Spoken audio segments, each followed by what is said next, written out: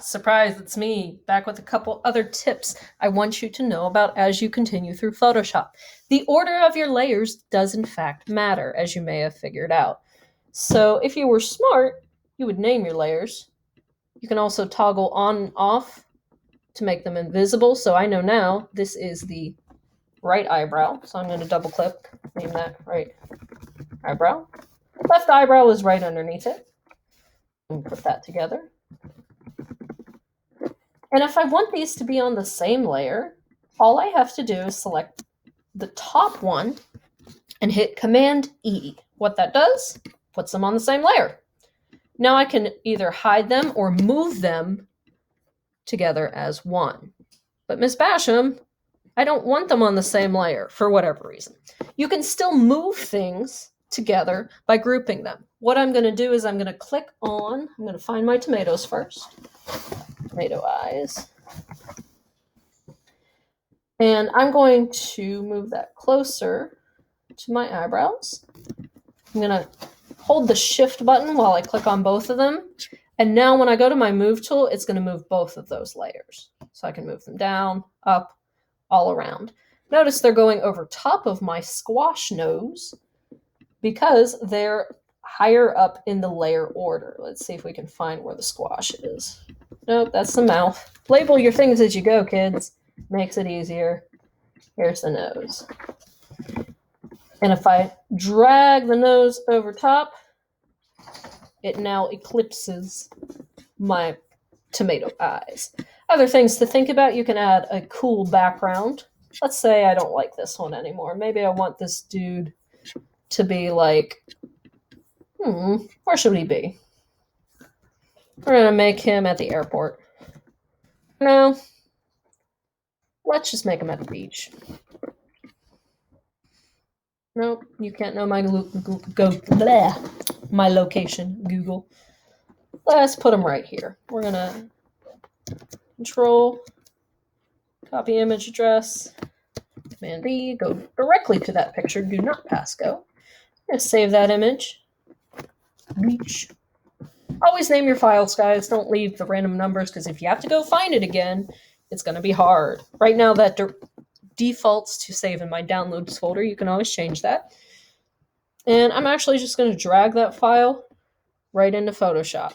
And because it's on a lower layer, it's farther behind him. Now, he's pretty big for that beach. So what I'm actually going to do is I'm going to select all the layers.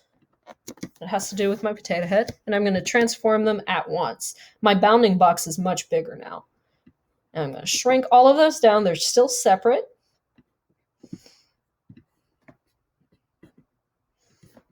And I'm actually going to make my background a little bit bigger.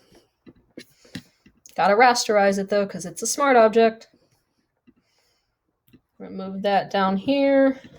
Command T, transform. There we go. Now he looks like he's at the beach. But now I've got all this extra canvas space. I don't want that.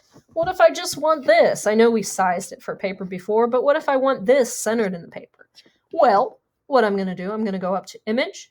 I'm going to go to Canvas Size, not Image Size, Canvas Size, and I'm going to use these arrows to change. Now you got to think in opposites here. It's the top that I want to go away, so I got to hit the bottom, weirdly enough. And it looks like a good 4 inches, maybe. So we're going to go down to 7 and see how far that takes us. It will warn you about clipping. You can either do that. That's the length. Whoops.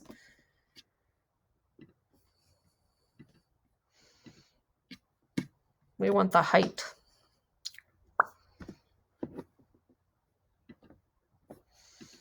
There we go. Now, I got really lucky with my guesstimation. You can also use something called the crop tool. You should be familiar with these from other programs and stuff you might have used. But I got that pretty dead on, so yay me. Now I need to turn my project in. It's very simple.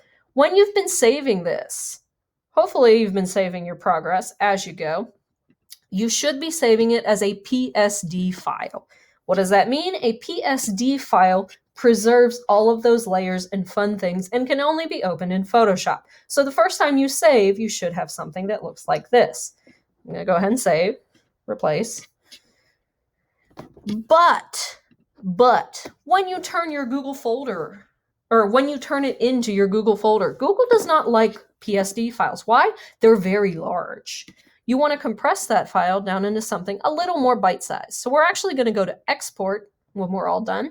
We're going to go to export as, and you're going to choose JPEG or JPG.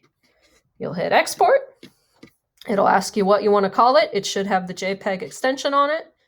You hit save, and then you would drag and drop wherever that file is into your Google folder. The end.